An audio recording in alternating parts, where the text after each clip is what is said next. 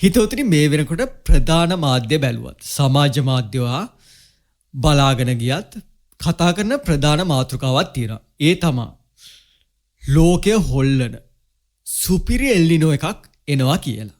ඉතින් මේකෙන් ලංකාව අලු වෙලා යයිද? එහෙම නැත්නම් ලංකාව මහා ගන් වතුරක ගිලෙයිද?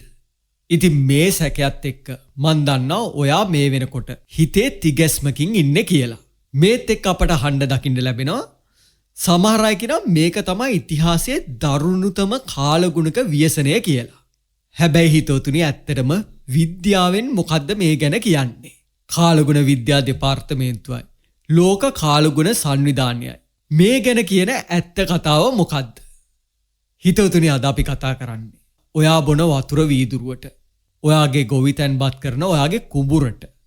ඒ විතරක් නෙමෙයි අපේ අනාගතයට මේ එල්නිනෝ එක කොහොම බලපායිද කියලා. එහෙනම් ඉතින් ආරාධනා කරනවා තාරා ලයිව් අපේ YouTube channel එක subscribe කරලා bell icon එකත් click කරලා අවසාන තප්පරය වෙනකන් රැඳිලා ඉන්න කියලා. ඉතින් අපි මේ ගැන සවිස්තරාත්මකව කතා කරලා තියෙනවානේ එල්නිනෝ කියන්නේ මොකක්ද කියලා. මේ මොහොතේ මේක සරලව ඔයාට කියන්න ඕනේ. හිතන්න හිතවතුනි ලොකු වතුර ටැංකියක් තියෙනවා. ඒ ටැංකියේ එක පැත්තකට විතරක් හීට් එකක් දාලා රත් කරොත් මොකද වෙන්නේ? මුළු ටැංකියේම වතුර සංසරණය වෙන විදිහ සම්පූර්ණයෙන්ම වෙනස් වෙනවානේ.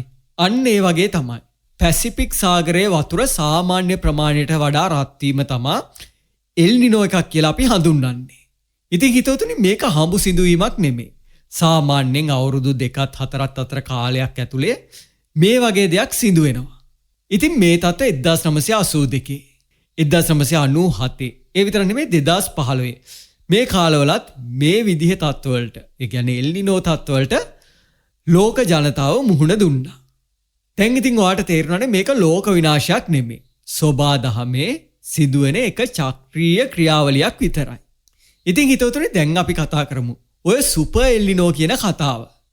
ඇත්තටම හිතවතුනි ලෝක කාලගුණ විද්‍යා සංවිධානය WMO එක සුපර් එල්නිනෝ කියලා නිල වර්ගීකරණයක් ප්‍රකාශයට පත් කළා නැහැ. එහෙනම් ඉතින් ඔයාලට තේරෙනවානේ මේක සමාජ මාධ්‍ය මගින් මිනිස්සු බය කරන්න නිර්මාණය කරපු වචනයක්. සුපර් එල්නිනෝ කියන්නේ.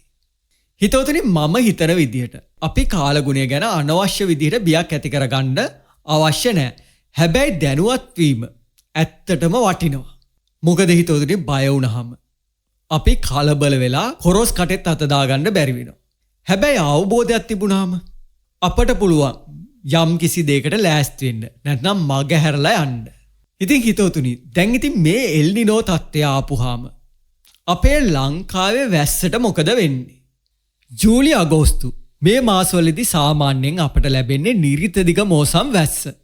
හැබැයි එල්නිනෝ හේතුව හින්දා මේ වැස්ස ගොඩක් අඩු වෙන්න පුළුවන්. ඒ කියන්නේ හිතවතුනි අපට වියලි කාලගුණයක් අනිවාර්යෙන් බලාපොරොත්තු වෙන්න පුළුවන්. ඔක්තෝබර් නොවැම්බර් දෙවන අන්තර් මෝසම්. මෙන්න මෙතනදී තමයි හිතවතුනි කතාව අනිත් පැත්ත ගහන්නේ. පර්යේෂණ දත්ත වාර්තා අනුව එල්නිනෝ තියෙන කාලවලදී ඔක්තෝබර් සහ නොවැම්බර් මාසවලදී ලංකාවට වෙනදට වඩා වර්ෂාපතනයක් බලාපොරොත්තු වෙන්න පුළුවන්. මේ කාලෙන් තමයි හිතවතුනි අපේ වාර්ෂික වර්ෂාපතනයේ 30%ක්ම ලැබෙන්නේ. දෙසැම්බර් පෙබරවාරි ඊසාන දිග මෝසම. මේක වැදගත්ම කතාවක්. කලින් අපි හිතුවේ මේ කාලේදී ලොකු වෙනසක් වෙන්නේ නැහැ කියලානේ. හැබැයි හිතවතුනි නවතම දත්ත පෙන්වලා දෙන්නේ එල්නිනෝ හින්දා ලංකාවේ උතුරු සහ නැගෙනහිර පළාත්වලට තද වැසි තත්ත්වයක්. ඒ කියන්නේ ගන් වතුර තත්ත්වයකුත් ඇති වෙන්න ඉඩ තියෙනවා කියලා. ඉතින් හිතවතුනි මේක සෙල්ලමක් නෙමෙයි. 2024 අවුරුද්දේ මෙන්න මේ දේශගුණික විපර්යාස හේතුවෙන් අපේ ලංකාවේ පොළොන්නරුව කියන දිස්ත්‍රික්කයේ අස්වැන්නේ 25%ක්ම අඩු වුණා. ඒ කියන්නේ අපේ රටට දරා ගන්න බැරි ප්‍රමාණයක් තමයි මේ ප්‍රමාණය. ඉතින් ඒ වගේම 2026 කියන්නේ අපි මේ ගත කරන වසරේ මැද භාගයේ වෙනකොට ආයෙත් එල්නිනෝ තත්ත්වයක් ඇතිවීමේ සම්භාවිතතාවය 60%කට වැඩි. ඉතින් මේ අනාවැකිය පළ කරන්නේ WMO එක. විද්‍යාඥයෝ පෙන්වලා දෙන්නේ එල්නිනෝ වර්ග දෙකක් තියෙනවා කියලා. ඒකෙන් පළවෙනි එක තමයි නැගෙනහිර පැසිෆික් වර්ගය. අනිත් එක හිතවතුනි මධ්‍යම පැසිෆික් වර්ගය. ඉතින් මේ දෙකෙන් ලංකාවේ උෂ්ණත්වය ඉහළ යාම වාර්තා වීම ක්‍රම දෙකක්.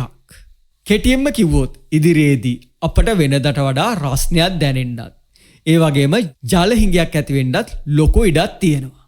දැන් ඉතින් බලමුකෝ අපට මොකද්ද කරන්න පුළුවන් කියලා. කාලගුණ විද්‍යා දෙපාර්තමේන්තුව දැනටමත් රාජ්‍ය ආයතන වලට යම් කිසි දැනුම් දීම් මාලාවක් කරලා තියෙනවා. එකෙන් අංක එක තමයි ජල කළමනාකරණය. ඉතින් මේක ඉතාමත් වැදගත්. බොන වතුර වගේම වගාවන්ට යොදන ජලය අර පිරිමැස්මෙන් භාවිතා කරන්න ඕනේ.